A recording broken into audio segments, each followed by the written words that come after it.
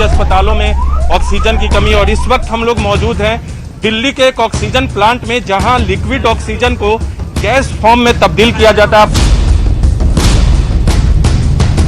Police के जवान दिन रात यहां खड़े हैं ताकि कोई भी अनवांटेड लोग यहां ना पहुंचे। कितने देर का वेटिंग है? कल रात से। कल रात से आप लोग? कल रात से सर।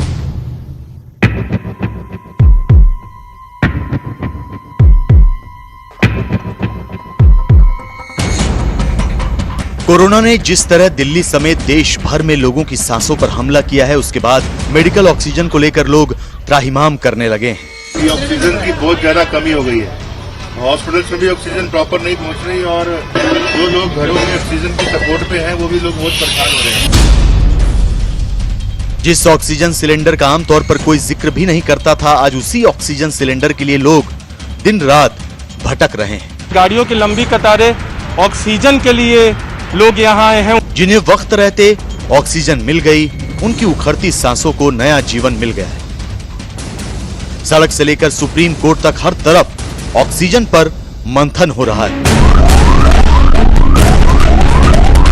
सड़कों पर दौड़ते टैंकर, हवा में उड़ते वायुसेना के बड़े बड़े विमान, पटरियों पर दौड़ती ऑक्सीजन एक्सप्रेस, यानी जमीन से आसमान तक देश भर में ऑक्सीजन की सप्लाई के लिए युद्ध जैसा मंजर है।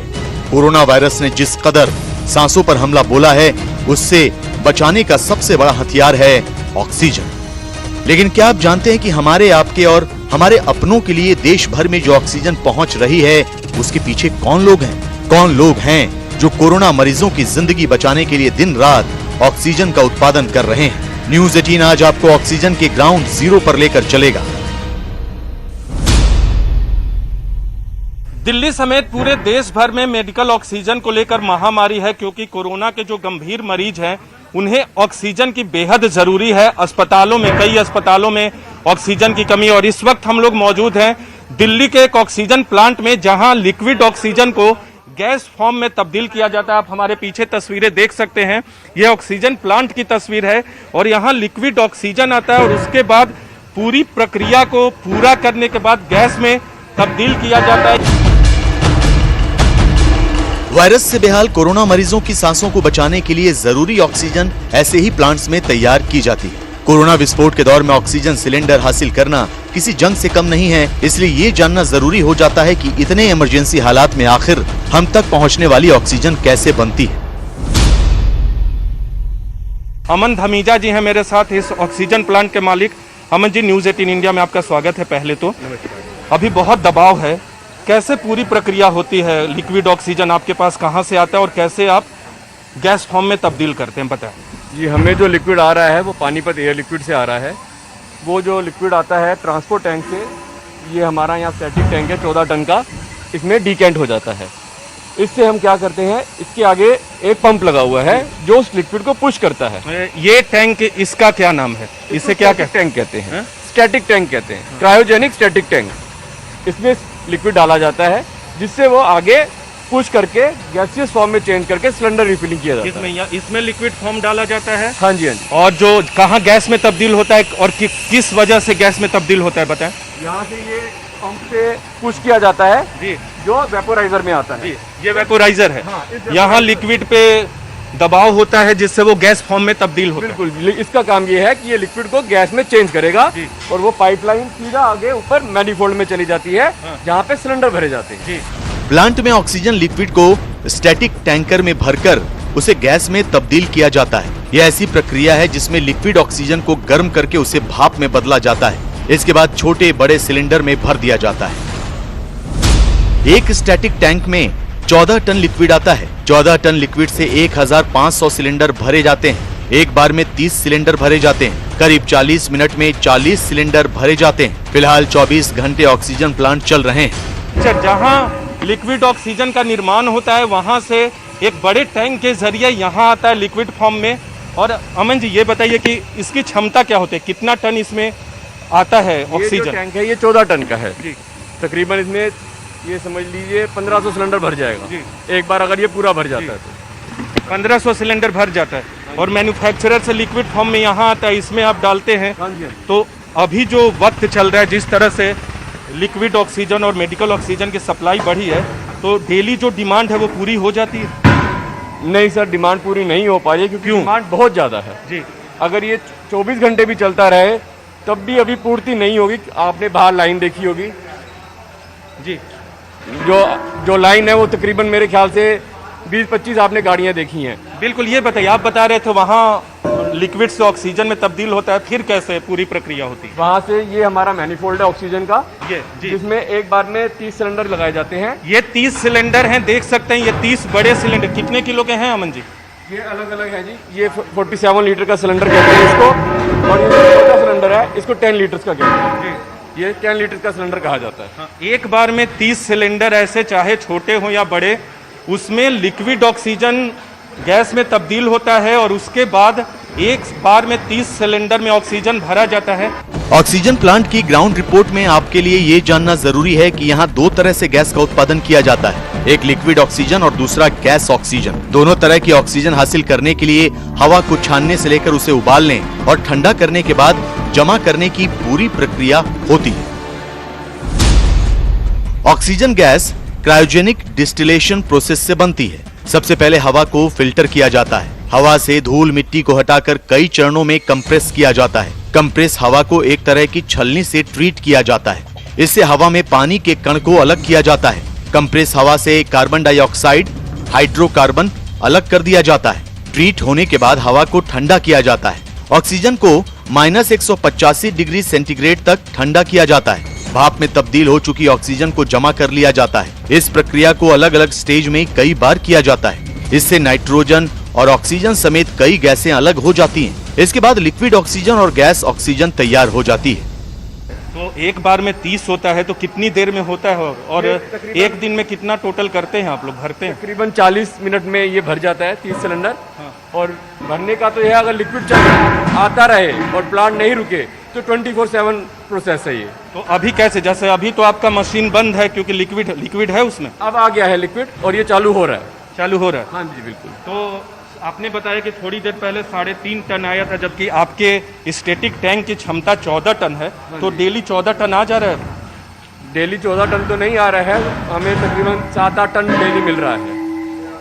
7-8 टन डेली मिल रहा है क्या? जो गाड़ी आती है वो किसी न किसी अस्पताल में उतारती हुई आती है, मतलब जहाँ पे लिक्विड टैंक्स लगे हुए हैं। यानी बड़े बड़े अस्पतालों में इस तरह के छोटे टैंक मौजूद है ताकि सीधे वहाँ मरीजों को सप्लाई किया, ताकि यहाँ पे एक तो लाइन नहीं लगेगी उनकी और फिर दोनों काम हो जाएंगे। मेडिकल ऑक्सीजन की जो मांग है वो 76% देश भर में बढ़ी है। तो दिल्ली में आप लोग मांग को कितना कैटर करते हैं? देखिए, टोटल तकरीबन 12 प्लांट हैं और मेरे हिसाब से हर प्लांट वाला कोशिश कर रहा है कि उसको अगर माल मिलता है तो वो इस प्रोसेस को फॉलो करे और ज़्यादा से ज़्यादा गैस मार्केट में प्रोवाइड करे। ऑक्सीजन गैस तैयार करने की प्रक्रिया में सिर्फ प्लांट की मशीनों पर ही नहीं बल्कि यहाँ काम करने वालों पर भी बहुत प्रेशर है। ये लोग दिन रात काम कर रहे हैं ताकि ऑक्सीजन की कमी को जल्द से जल्द दूर किया जा सके। इस बीच ऐसी खबरें भी मिलती हैं कि ऑक्सीजन टैंकर या सिलेंडर लूट लिया गया। इसलिए मौजूदा वक्त में ऑक्सीजन प्लांट्स की सुरक्षा भी बढ़ा दी गई है। ऑक्सीजन प्लांट के बाहर 500 मीटर दूर पुलिस ने बैरिकेडिंग की है ताकि लोगों की भीड़ किसी भी तरह की गड़बड़ी पैदा न कर सके। कोरोना के दूसरे लहर के बीच ऑक्सीजन की कमी है और ऑक्सीजन प्लांट में सुरक्षा मुहैया कराना एक बड़ी चुनौती है। इस वक्त हम लोग दिल्ली के एक ऑक्सीजन प्लांट में, और ये हमारे पीछे आप देख सकते हैं 500 मीटर पहले ही लोगों की आवाजाही को बंद कर दिया गया ताकि इस ऑक्सीजन प्लांट में लोगों की भीड़ ना लग सके, क्योंकि बहुत लोग ऐसे हैं जो निजी तौर पे सिलेंडर लेना चाहते हैं। आप देख सकते हैं, अपने कैमरा पर्सन दिनेश नागर से कहेंगे कि ऑक्सीजन प्लांट की तस्वीरें दिखाएं। और एक तरफ 500 मीटर की दूरी पे रास्ते को ब्लॉक किया गया और दूसरी तरफ करीब 100 से 150 मीटर की दूरी पर किसी के आने जाने पर पाबंदी लगाई गई है। पुलिस की चाक चौबंद व्यवस्था, आप देख सकते हैं पुलिस के जवान यहाँ खड़े हैं ताकि भीड़ न जमा हो, क्योंकि कुछ दिन पहले यहाँ लोगों की तादाद बढ़ गई थी, क्योंकि ऑक्सीजन सबको चाहिए। बहुत सारे ऐसे कोरोना के गंभीर मरीज हैं जहाँ ऑक्सीजन की ज़रूरत है, जिनके पेशेंट को जो गंभीर तौर पे बीमार है, जिनका ऑक्सीजन लेवल बहुत कम है। और यहाँ जो सिलेंडर भरा जा रहा है, पूरी प्रक्रिया के बाद ऑक्सीजन सिलेंडर भरने की प्रक्रिया जब पूरी होती है तो यहाँ से भी वैसे ही गैस सिलेंडर को निकाला जा रहा है जो प्रोटोकॉल को पूरा कर रहे हैं।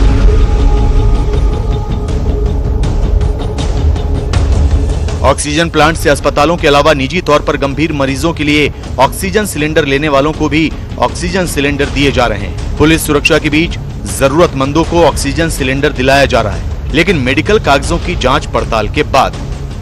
देख सकते पुलिस के जवान दिन रात यहाँ खड़े हैं ताकि कोई भी अनवांटेड लोग यहाँ ना पहुंचे, अनवांटेड तरीके से सिलेंडर न ले। हालांकि अस्पताल के अलावा निजी तौर पे भी लोगों को डॉक्टर के प्रिस्क्रिप्शन के आधार पे मानवीय ग्राउंड पे दिया जाता है।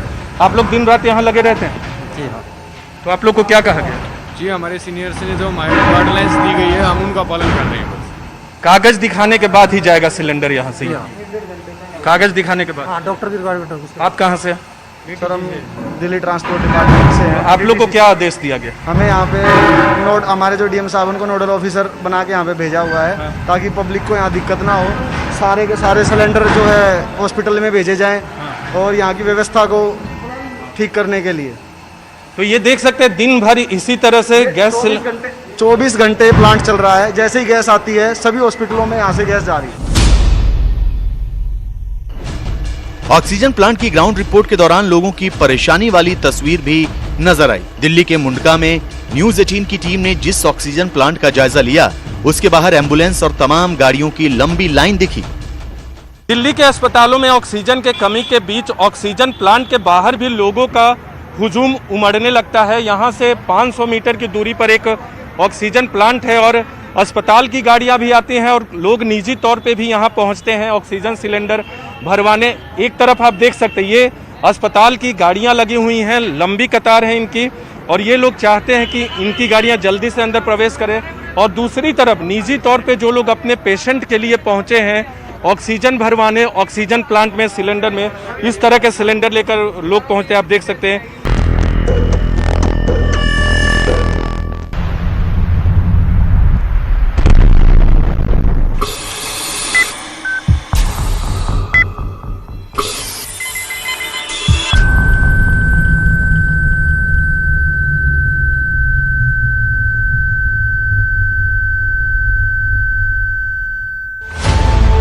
भारत कोरोना से जंग लड़ रहा है। इस जंग को जीतने के लिए लोग एक दूसरे की मदद कर रहे हैं, इंसानियत की मिसाल पेश कर रहे हैं। एक एक सांस के लिए संघर्ष कर रहे मरीजों तक राहत पहुंचाने की कोशिश की जा रही है। ऑक्सीजन की किल्लत को दूर करने के लिए एड़ी चोटी का जोर लगाया जा रहा है। इस संकट काल में भी अच्छाई जिंदा है, लेकिन इस अच्छाई के बीच बुराई भी कुंडली मारी बैठी है। मसलन आपदा में भ्रष्टाचार, नियमों का उल्लंघन, गैर जिम्मेदाराना रवैया और दवाइयों की कालाबाजारी।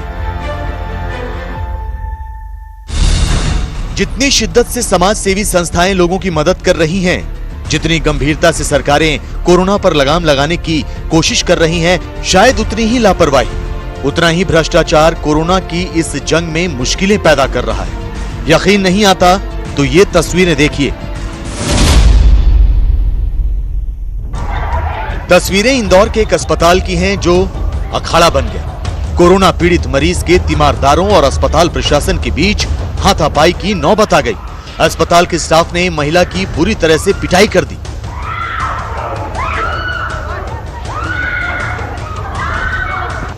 आरोप है कि अस्पताल में भर्ती रवि प्रकाश वर्मा की बेटियां कृतिका और रुचिका अस्पताल की ओर से ज्यादा बिल मांगे जाने का विरोध कर रही थी, जबकि अस्पताल प्रशासन अधिक राशि मांगे जाने के आरोपों से इनकार कर रहा था। इसी बात पर दोनों पक्षों में मारपीट शुरू हो गई।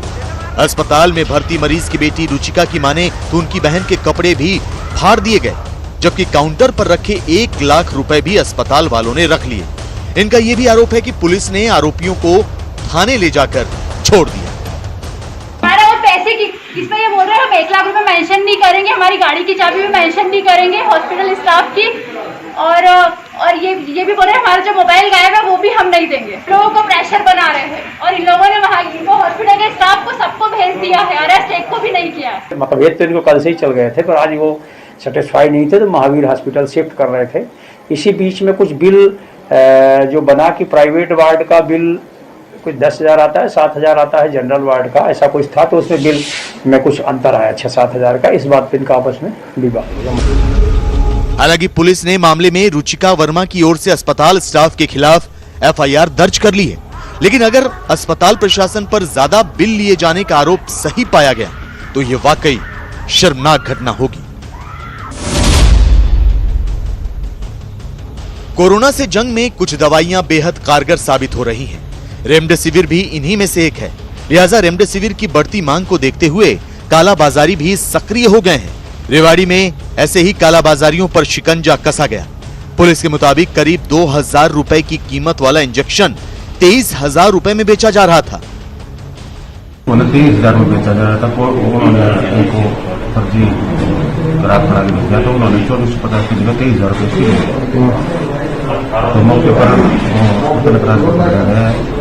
उससे पूछताछ की गई, उसके पास कोई लाइसेंस वगैरह इस बारे में नहीं मिला। इंजेक्शन नहीं दे रहे, ना सीएमओ में दे रहे हैं, कोई पूछता ही नहीं है। आप कर लो। कहाँ भर के आपका पैसा? मातृगांव से। अभी आप बता रहे कितने में इंजेक्शन मिल रहा है आपको ब्लैक में जो दे रहे हो आप? 28,000 रुपए का दे रहे हैं आप।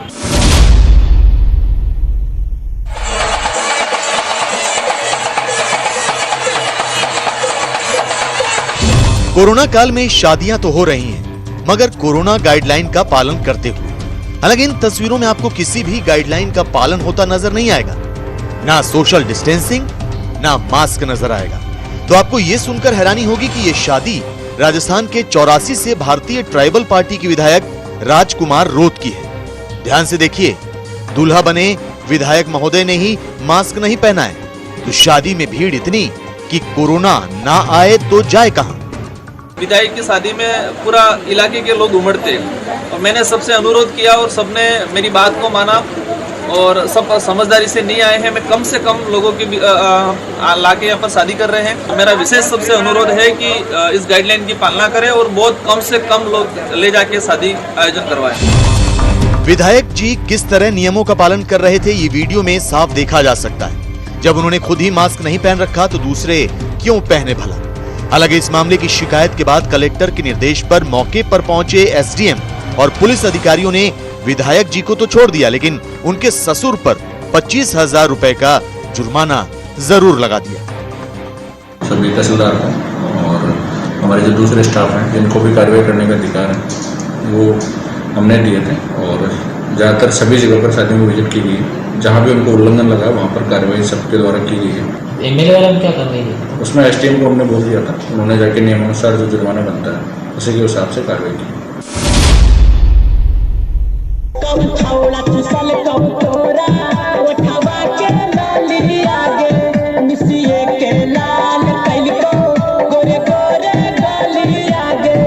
कोरोना के संक्रमण को रोकने के लिए बिहार में राज्य सरकार ने नाइट कर्फ्यू के साथ कई बंदिशें लगा रखी हैं। कई जगह इसका पालन भी हो रहा है, मगर बिहार के कई जिलों में इन नियमों का खुलकर उल्लंघन भी किया जा रहा है। कुछ ऐसा ही एक मामला नवादा से सामने आया, जहां नाइट कर्फ्यू के दौरान बार बालाओं के ठुमके पर रात भर गांव वाले नाचते और झूमते दिखे।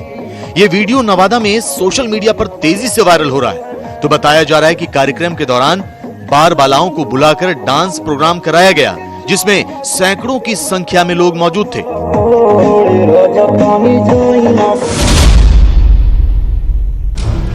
कोरोना तेजी से फैल रहा है, बड़ी संख्या में लोगों की मौत भी हो रही है, लेकिन इस सब के बावजूद शादियों में कोरोना गाइडलाइन की जमकर धज्जियां उड़ाई जा रही हैं। उत्तर प्रदेश के ललितपुर की ये तस्वीरें बानगी हैं कि किस तरह लोग जानबूझकर कोरोना को निमंत्रण दे रहे हैं।